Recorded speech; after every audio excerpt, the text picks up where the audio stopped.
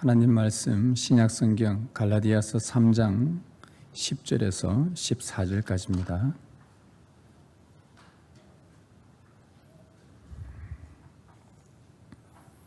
신약성경 갈라디아서 3장 10절에서 14절까지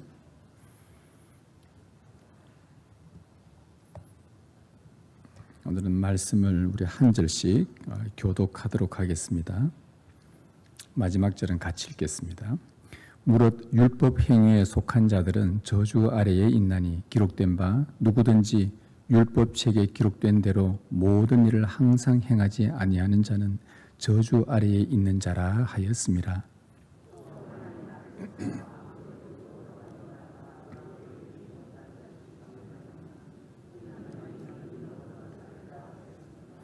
율법은 믿음에서 난 것이 아니니 율법을 행하는 자는 그 가운데서 살리라 하였느니라.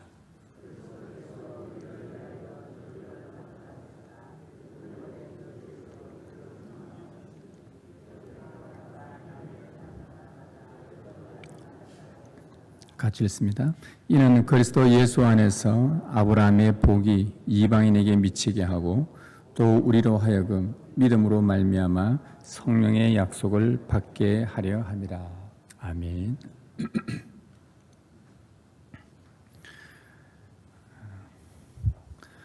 행실이 좀 도덕적이고 봉사에 열심히 있는 한 청년이 있었습니다. 누구와 견주어도 뒤지지 않을 그런 성실한 청년이었습니다. 어릴 적부터 배운 율법을 따라서 하나님을 섬기고 이웃에게 해를 끼치지 않는 나름 율법에 신실한 청년이었습니다. 자타가 인정할 정도의 선한 일도 많이 하였습니다. 그는 율법을 사랑했었고 또 율법을 잘 지킨다는 칭찬을 들으면서 그것에 자부심을 갖고 살고 있었습니다. 한 번은 그 청년이 랍비라 부르는 그 선생 예수에 대한 소문을 듣게 됩니다. 지금껏 자신이 봐왔던 여러 선생들 중에서 특히 이 예수라는 선생은 사뭇 다른 놀라운 권세를 가지고 있다는 얘기를 들었고 많은 사람들에게 선한 영향을 끼친다는 그런 소문에 예수님을 꼭 만나보고 싶어 했었습니다. 그가 예수님을 만나려고 했던 그 이유 중에 하나는 율법에 대해서만큼은 자기가 열심히 있었고 또 선한 행실을 내심 인정받고 싶었기 때문이었습니다. 그 당시 존경받는 랍비의 칭찬은 곧 하나님의 축복과도 같았기 때문이었습니다. 어느 날 그 청년은 예수님과 만날 기회가 주어졌고 예수님을 보자마자 평소에 꼭 묻고 싶은 그런 질문을 하나 던지게 됩니다. 선생님, 내가 무슨 선한 일을 하여야 영생을 얻을 수 있겠습니까? 사실 그 청년은 영생을 얻는 방법을 몰라서 물은 것이 아니었습니다. 나는 지금 영생을 받을 만큼 율법을 잘 지키고 있다는 것을 내심 좀 드러내고 싶었던 그런 마음이 있었던 것이죠. 그 청년의 질문은 선한 일과 영생의 연관성에 관한 질문이었습니다. 어릴 적부터 선한 일을 해야지 영생을 얻는다는 율법을 듣고 자랐던 그 청년은 분명히 선한 일과 영생이 연관이 있다고 생각했기에 무슨 선한 일로 영생을 얻을 수 있는지 예수님께 물었던 것입니다. 그 청년이 예수님께 이렇게 질문했던 근거는 그냥 툭 튀어나오는 말이 아니라 레위기 18장 5절 말씀에 근거해서 그가 예수님께 질문을 한 것입니다. 레위기 18장 5절 말씀은 이렇습니다. 너희는 내 규례와 법도를 지키라. 사람이 이를 행하면 그로 말미암아 살리라. 하나님의 규례와 법도를 지켜 행하면 그 지키는 것으로 말미암아 네가 살게 될 것이라는 레위기 18장 5절의 말씀이었습니다. 여기서 그것으로 네가 살리라 할 때 이 살리라 하는 말은 살게 될 것이다. 생명을 얻게 될 것이다. 구원을 얻게 될 것이다 라는 말씀입니다. 다시 말하면 레위기 18장 5절의 말씀에 근거를 해서 청년이 질문했던 것은 이겁니다. 하나님의 규례와 법도를 잘 지키면 생명 곧 영생을 얻는다는 것을 이 청년은 레위기의 말씀을 듣고서 알았고, 그리고 예수님께 존경받는 랍비 선생 예수에게 무슨 선한 일을 하여 무슨 이런 계명들을 잘 지켜서 영생을 얻을 수 있겠습니까? 마치 자신이 지금까지 잘 살아오고 있었다는 것을 그분에게 보여주기 위한 하나의 태도였습니다. 그 청년은 지금까지 하나님의 규례와 율법에 대하여 성실하게 살았다고 자부하고 있었기에 예수님으로부터 칭찬을 듣지 않을까라는 그런 생각을 하고 있었던 것입니다. 예수님께서 그 청년에게 대답하셨습니다. 네가 생명에 들어가려면, 네가 영생을 얻으려면 계명들을 지키라. 예수님의 답변이었습니다. 예수님의 이 답변도 레위기의 말씀과는 별반 차이가 없었습니다. 규례와 법도를 지켜라. 그러면 네가 생명을 얻으리라. 네가 살게 될 것이다. 레위기 말씀과 예수님의 말씀이 같을 수밖에 없는 것은 예수님은 하나님이시기 때문에, 레위기는 하나님이 주신 말씀이기에 하나님이 하신 말씀과 똑같이 예수님도 하셨던 것입니다. 영생을 얻으려면, 네가 생명을 얻고자 한다면 하나님의 규례와 법도와 계명을 지키라. 그럼 네가 생명을 얻게 될 것이다. 그러자 그 청년이 아주 자신이 있는 듯 어떤 계명들을 지켜야 하는지를 묻습니다. 그거는 계명에 있어서 자신이 있었던 것이죠. 그래서 예수님이 말씀합니다. 어떤 계명이냐 하면 이와 같다. 살인하지 말라, 간음하지 말라, 도둑질하지 말라, 거짓 증거하지 말라, 내 부모를 공경하라, 내 이웃을 내 몸같이 사랑하라. 예수님의 말씀은 사람이 영생을 얻기 위해서는 이와 같은 하나님의 모든 계명들을 지켜 행하는 것, 곧 내 이웃을 내 자신같이 사랑해야만 너희가 영생을 얻을 수 있게 될 것이다 라는 답변이었습니다. 그 청년은 아주 자신 있는 듯 내가 이 계명을 다 지켰습니다. 그렇게 말을 합니다. 이제 이 정도 되면 예수님의 말씀이 너는 영생이다. 이제 이 정도 좀 답이 나오지 않을까?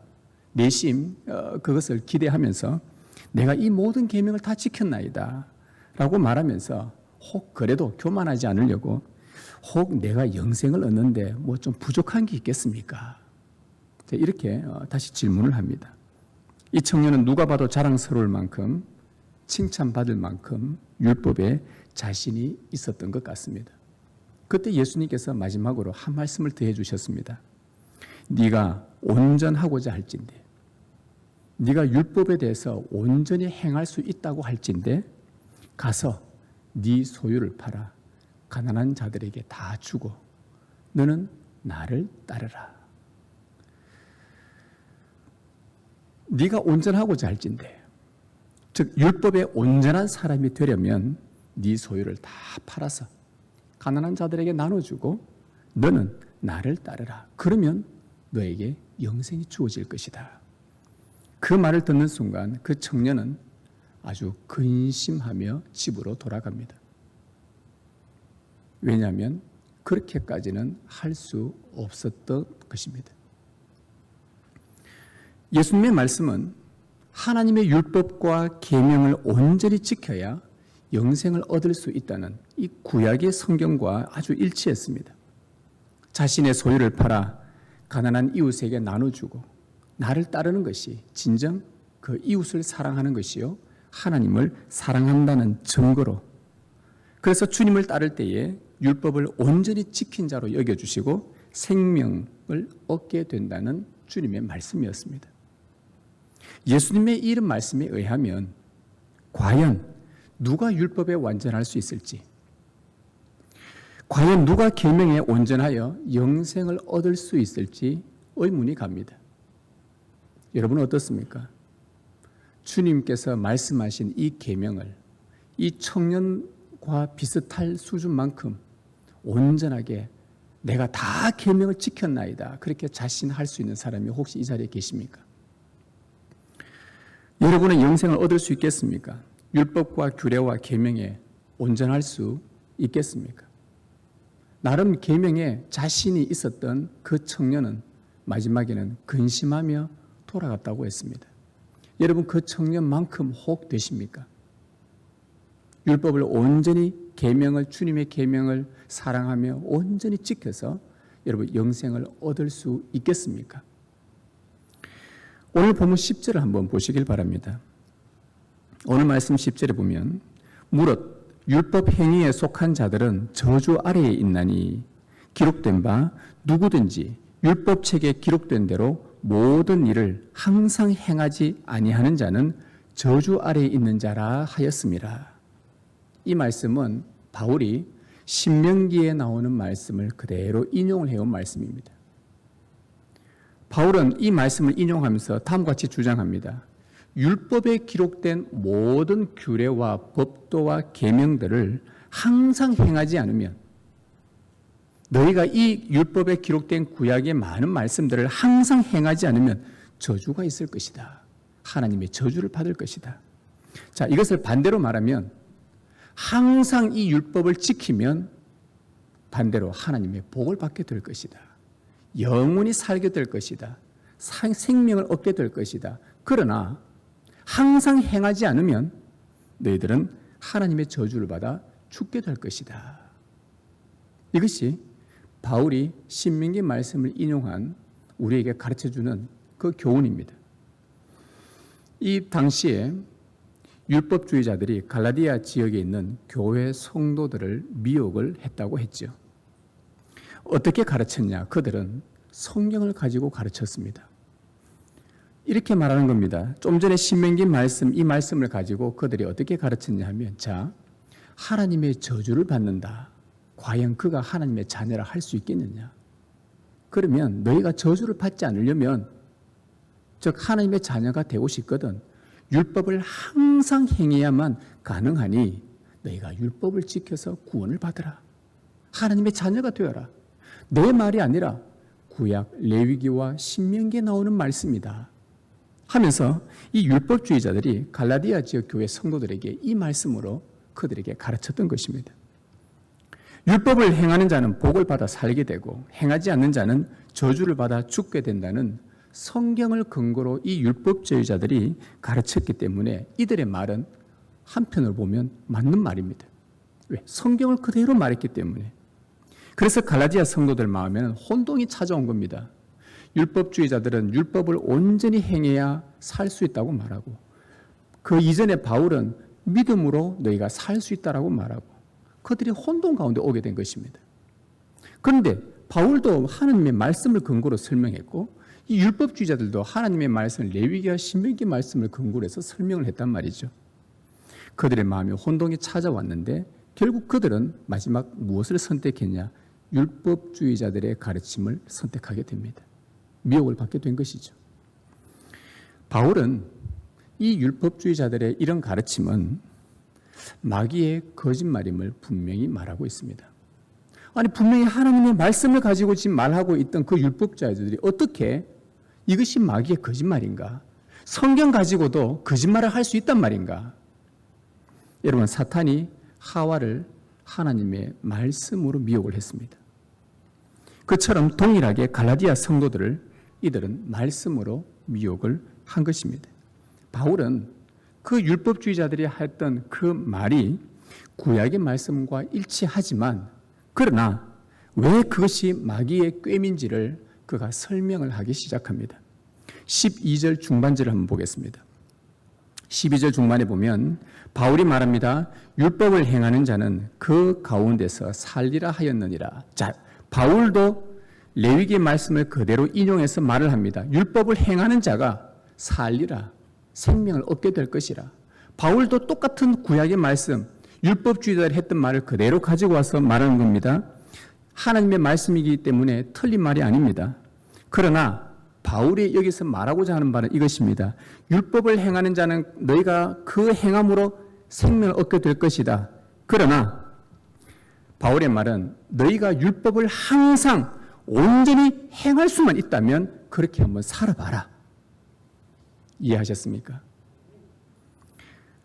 너희가 율법을 온전히 행하면 하나님께서 영생을 주신다 약속했으니 너희가 율법을 지킬 수 있고 항상 하나도 놓치지 않고 완전하게 행할 수 있다면 그렇게 해보라는 것입니다. 그러면 하나님의 저주를 피하고 복을 받아 생명을 얻게 될 것이니 그렇게 할 수 있으면 한번 해보라. 이 말입니다. 여러분, 예수님께서 청년에게 하신 말씀이 기억나십니까? 내 이웃을 네 몸같이 사랑하라. 네 소유를 팔아 가난한 자들에게 주고 나를 따르라. 네가 할 수 있겠느냐? 그 청년은 근심하며 집으로 돌아갔다고 했습니다. 바울은 율법을 온전히 행하면 생명을 얻을 수 있고 그렇게 할 수만 있다면 해보라는 말입니다. 하나님의 율법을 하나라도 놓치지 않고 온전히 행하면 여러분은 구원을 받을 수 있고 구약 말씀을 따라 여러분이 율법 하나, 주님의 계명, 법도 하나도 빠지지 않고 빠뜨리지 않고 항상 기억하며 있는 그대로 온전히 행하기만 한다면 여러분은 구원을 얻을 수 있고 그 행함으로 영생을 얻을 수 있습니다. 이것은 구약의 말씀입니다. 그러나 바울은 이 말씀을 주면서 동시에 또 한 말씀을 더해줍니다. 11절입니다. 또 하나님 앞에서 아무도 율법으로 말미암아 의롭게 되지 못할 것이 분명하니. 바울은 앞의 말, 율법주의자들이 했던 말이 맞는 말이다. 그러나 내가 너희들에게 한 말씀을 더 붙이마 하면서 하나님 앞에서 율법을 온전히 행하기만 하면 너희가 영생을 얻는데 내가 지금까지 경험한 바로, 내가 지금까지 성경을 연구해 본 바로 이 땅에 살아 땅에 발을 딛고 사는 모든 사람들을 본 결과 하나님의 율법을 온전히 지켜서 구원을 얻을 수 있는 자를 한 번도 본 적이 없다라고 그가 말씀하고 있는 겁니다. 그가 말하고자 하는 핵심이 바로 이것입니다. 하나님 앞에서 아무도 율법을 온전히 그것도 항상 지킬 수 있는 사람은 아무도 없다는 결론입니다.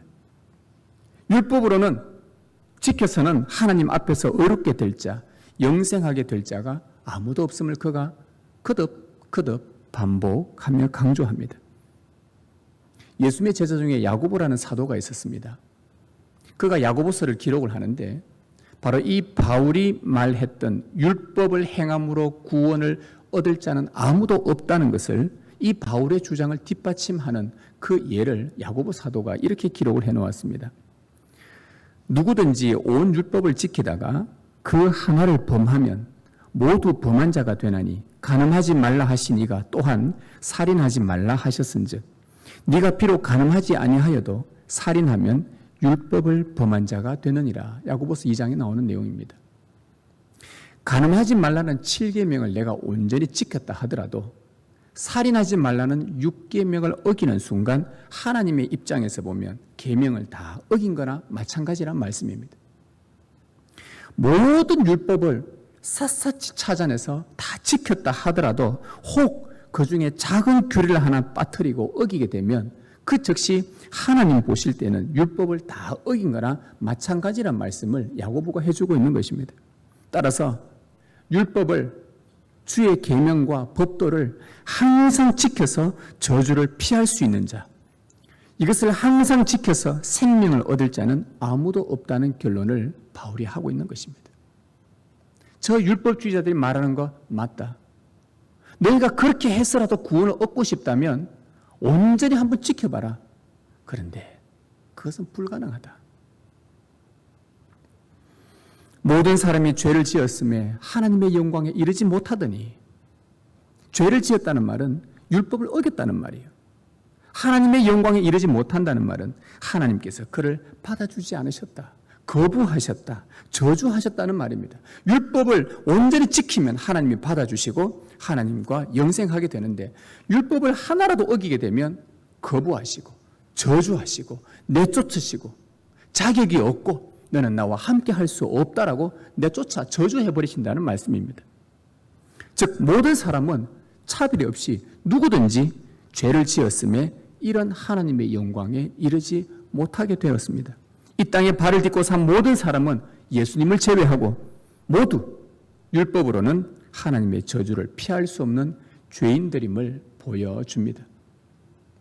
선한 행실로 좀 괜찮은 삶으로 내가 살아보겠다고, 살 수 있을 거라고, 구원에 이르겠다고, 영생을 얻겠다고 나름 자부했던 그 청년이 근심하며 돌아간 것처럼 오늘 우리 또한 행함으로는 우리 안에는 자랑할 것이 아무것도 없고, 혹 내가 다른 사람과 비교해서 보다 나은 공로와 보다 나은 행실과 보다 나은 선한 일과 보다 나은 업적을 쌓았다 하더라도 그것조차 하나님 앞에서는 저주거리밖에 되지 않는 그런 죄인이라는 사실을 우리는 고백해야만 살 수 있는 길이 있는 것입니다. 그럴 때 우리는 하나님의 저주를 피할 수가 있습니다. 하나님께서 주시는 생명의 또 다른 길을 우리가 기회를 찾을 수가 있는 것입니다. 그렇다면 하나님께서 우리에게 주시는 또 다른 생명의 길은 무엇일까요? 첫 번째는 율법을 주셔서 온전히 지키면 너희가 생명을 얻을 것이다. 또 하나는 주님께서, 하나님께서 다른 또 생명의 길을 내어 주셨습니다. 그게 무엇일까요? 예수님과 대화를 나눈 그 청년이 근심하며 떠나가자 그 옆에서 그 대화를 엿듣고 있던 제자들이 놀라며 예수님께 질문합니다. 그들이 놀랐던 이유는 한 가지였습니다. 하나님을 사랑하고 이웃을 사랑하지 않으면, 이 계명을 온전히 지키지 않으면 하나님의 저주가 임한다는 그 대화 내용에서 제자들은 섬뜩한 것입니다.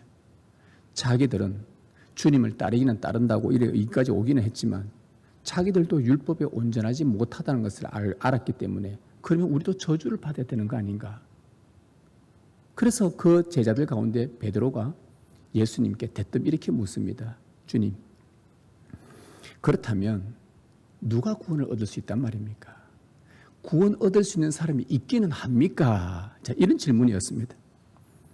그때 예수님이 이렇게 대답하십니다. 사람으로서는 할 수 없으나 하나님으로서는 다 할 수 있느니라. 정말 놀라운 말씀을 해주셨죠. 사람은 이 땅에서 몸부림치면서 자기 살 길을 찾으려고 합니다. 어떻게 해서든지 살아보려고 발버둥 칩니다. 생명의 길이 어디 있는지, 나를 잘되게 해줄 구원의 길이 어디 있는지, 살 길이 어디 있는지 찾으려고 하지만 실상은 사람은 자기 스스로가 살 길, 생명의 길을 찾을 수도 없고 일궈낼 수도 없는 존재들입니다. 오직 하나님만이 살 길과 생명의 길을 주실 수 있다고 말씀하고 계십니다. 그러면 하나님께서 하나님으로서 다 하실 수 있느니라. 하나님께서 율법을 온전히 지켜 생명을 얻으라고 주셨지만 그것을 행하지 못한 인생들에게 하나님이 주신 또 하나의 생명의 길은 뭐냐? 바울은 또다시 신명기의 말씀을 인용하면서 나무에 달려 저주받은 예수 그리스도를 소개해주고 있습니다. 13절 말씀입니다. 그리스도께서 우리를 위하여 저주를 받은 바 되사 율법의 저주에서 우리를 속량하셨으니 기록된 바 나무에 달린 자마다 저주 아래에 있는 자라 하였습니다. 사도 바울은 신명기 21장 말씀을 그대로 인용을 해와서 저주받은 나무에 달린 한 사람을 소개를 하고 있습니다. 하나님은 예수 그리스도를 주셨습니다. 그분의 법도와 계명을 모두 지키지 못해서, 항상 행하지 못해서 저주받아 마땅한 우리를 대신하여 그의 독생자 예수 그리스도를 나무에 친히 다셨습니다. 나무에 달린 자가 저주를 받는 이 내용을 인용한 바울은 신명기 21장의 내용인데 그 신명기 21장에 보면 아주 놀라운 이야기가 하나 들어 있습니다. 그 안에 내용이 뭐냐 하면 바울이 인용을 할 때 그 배경이 이렇습니다. 신명기 21장에 보시면 그곳에 부모의 말을 순종하지 않는, 부모가 아무리 징계를 해도 듣지 않는 그 성경이 이렇게 표현합니다. 완악하고 패역하고 술 취하고 방탕한 한 아들이 있다고 이야기합니다. 신명기 21장 이야기입니다. 이스라엘 공동체 안에 부모가 아무리 말하고 가르치고 징계하고 꾸중을 해도 끝까지 완악하고 끝까지 패역하고 끝까지 술 취하고 방탕한 아들이 있었는데 이들을 데리고 이스라엘 공동체의 재판장인 장로들에게 데리고 갔습니다. 이 아들을 어떻게 했으면 좋겠습니까? 그때 이스라엘 모든 공동체가 그 아들에게 내린 그 아들을 어떻게 다루었는지를 알려주는 것이 신명기 21장에 나옵니다. 그 본문에서 그 아들이 저질렀던 완악함과 패역함과 술 취함과 방탕하다는 그 단어들은 히브리어에서 어떤 용도로 쓰였냐? 적극적이고 능동적인 범죄의 형태로 쓰였습니다. 다시 말하면 그 아들의 죄가 아주 적극적이고 자발적으로 의도적으로 하나님의 계명을 범했다는 겁니다. 부모가 징계를 하고 부모가 꾸중을 하고 하나님의 말씀을 들으라고 하고 해도 끝까지 패역하고 완악하고 완고하고 술 취하고 방탕했던 것은 아주 적극적으로 하나님의 말씀에 도전했다는 그런 형태로 쓰인 단어들입니다. 자, 그런 자식에 대한 하나님의 규례는 그 신명기 21장에서 이렇게 소개를 하고 있습니다.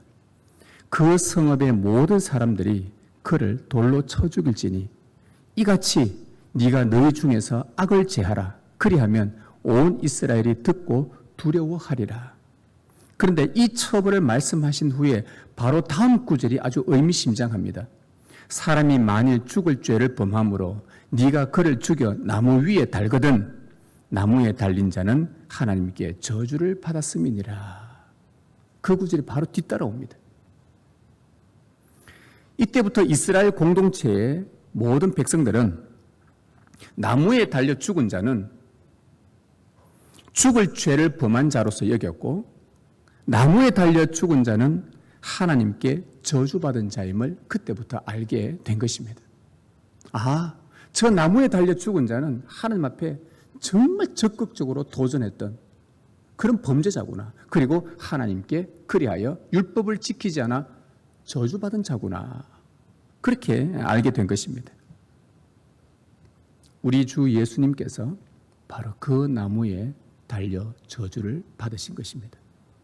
이유는 우리를 위하여 저주를 받은 바 되사 13절에 우리를 위하여 저주를 받은 바 되사 율법의 저주에서 우리를 속량하시기 위해서였습니다. 우리는 하나님의 율법을 온전히 지키지 못해 그분의 저주를 받아 마땅한 자들입니다. 사실은 우리가 율법을 지키지 못한 것이 아니라 우리는 완악하고 패역하고 술 취하고 방탕한 그 아들처럼 아주 적극적으로 자발적으로 도전하며 주님의 계명을 어긴 자들입니다. 우리는 하나님을 사랑하라 하지만 우리는 하나님을 사랑하지 않았습니다. 우리는 하나님을 사랑할 수도 없었습니다. 그분의 계명을 즐거워하지도 않았습니다. 기쁨으로 주님의 말씀을 받지도 않았습니다. 하나님의 뜻을 갈망하지도 않고 하나님의 뜻을 알려고도 하지 않았습니다. 이웃을 사랑하지도 않았고 미워했으며 증오했고 마음으로 살인했으며 간음했고 도둑질했고 거짓 증언한 것이 바로 우리들입니다. 우리는 주님의 계명을 지키지 않았습니다. 완악하고 패역하며 의도적으로 아주 도전적으로 적극적으로 하나님을 대적한 계명을 어긴 자들이었습니다. 완악하고 패역한 그 아들처럼 우리가 나무에 달려 하나님의 저주를 받아 마땅한 자들이었습니다. 그러나 하나님은 우리를 대신하여 그의 아들 예수 그리스도를 나무에 타셨습니다. 우리를 나무에 달아본들, 여러분이 죄를 지어서 나무에 달아본들 세상에 변한 것이 아무것도 없습니다. 수천 명, 수만 명, 이 지구상의 70수억의 인구들을 다 못 박는다 하더라도 그것으로 세상 변하지는 않습니다. 아무것도 달라지는 것은 없습니다. 그것은 그냥 그것으로 끝날 뿐입니다. 아무런 효력도 없습니다. 율법을 행하지 않은 죄값으로 죽는 것밖에 없는 것입니다. 그러나 우리 하나님은 우리를 대신하여 우리의 구원을 위해 죄 없으신 그 아들을 나무에 달아 하나님의 저주가 되게 하셨던 것입니다. 우리가 받아야 할 저주를 이 아들 예수님께 모두 퍼부었습니다. 나무에 달려 죽을 이유가 없으신 예수 그리스도, 죄 없으신 예수 그리스도, 그분은 우리를 위해 친히 저주가 되셨던 것입니다.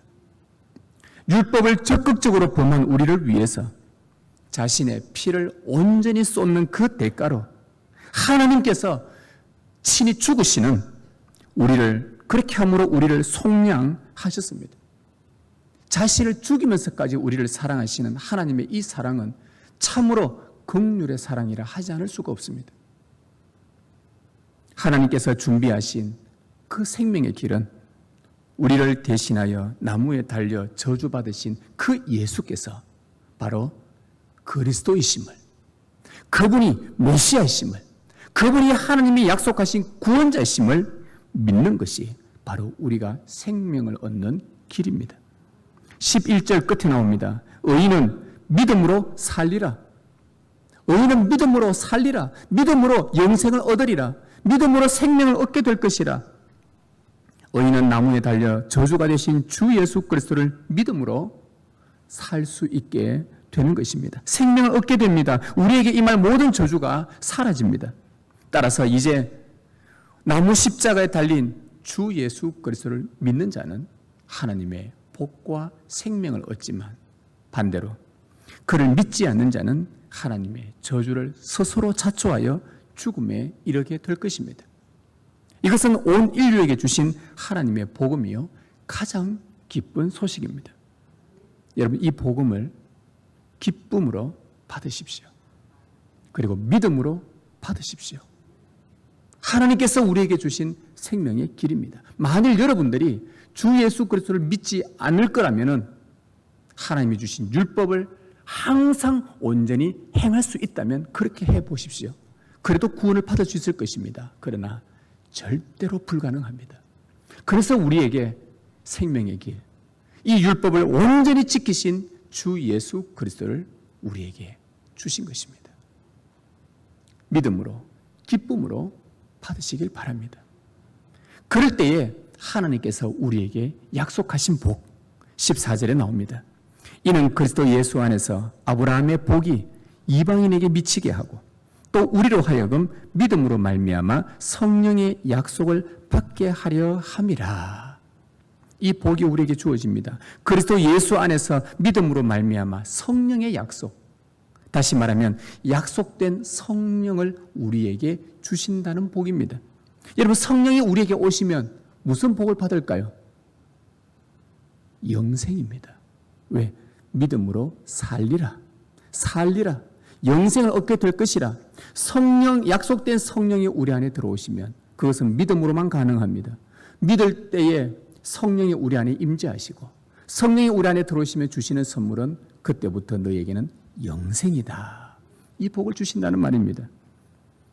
사람으로서는 할 수 없으나 하나님으로서는 다 하실 수 있다는 그 예수님의 말씀에 베드로가 바로 되받아치면서 우리가 주님 보십시오. 우리가 모든 것을 버리고 주를 따랐습니다.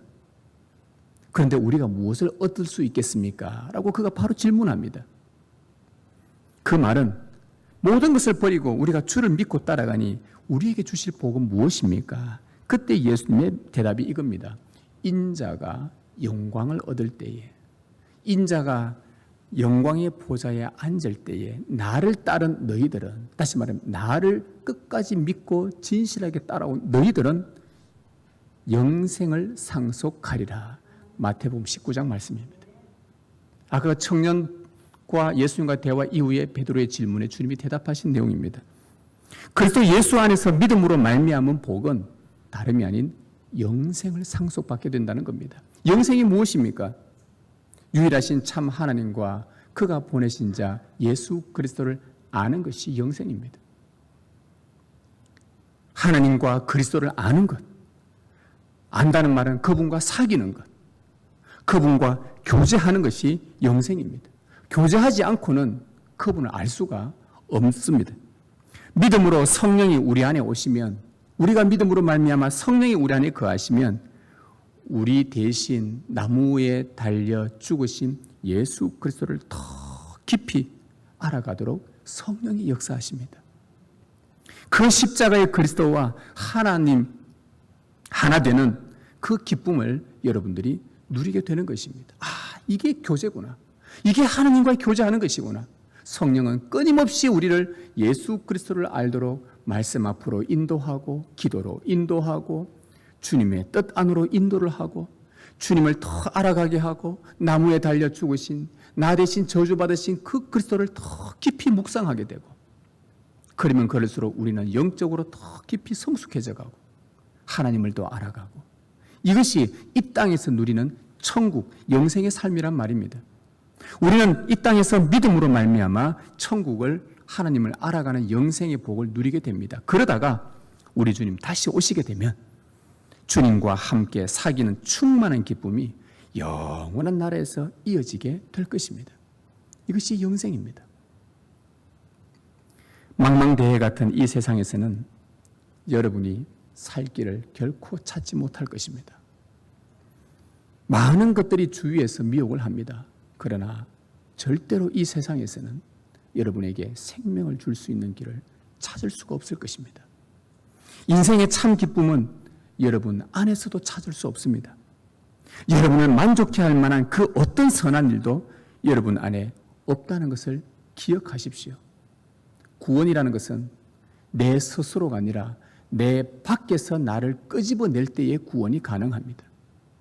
구원이라는 단어가 늪지대에 빠져 있는데 내가 거기서 빠져나오려고 허우적대면 허우적댈수록 더 깊이 빠져들어 죽어갑니다. 그러나 바깥에서 어떤 사람이 줄을 던져준다든지 긴 나무 짝대기를 던져서 끄집어내면 그 사람은 살 수 있습니다. 이때 쓴 단어가 구원이라는 단어입니다. 절대 우리 안에서는 생명의 길, 참된 기쁨의 길을 우리 스스로가 발견할 수도 없고 우리 안에서 만들어낼 수도 없습니다. 대신에 여러분을 모든 저주로부터 속량하시고 여러분의 생명을 위해 나무 십자가에 그리스도를 달려 죽게 하신 살아계신 하나님, 우리를 끝까지 사랑하시는 하나님, 우리의 구원을 위해 지금도 성실하게 일하고 계시는 하나님, 우리에게 주 예수 그리스도를 주신 그 하나님, 그 하나님을 신뢰하십시오. 그 안에 답이 있습니다. 그분만이 여러분을 사랑하시고 그분만이 여러분에게 살 길, 생명의 길을, 영생의 길을 주십니다. 그 믿음으로 살아가시길 주님의 이름으로 축원합니다.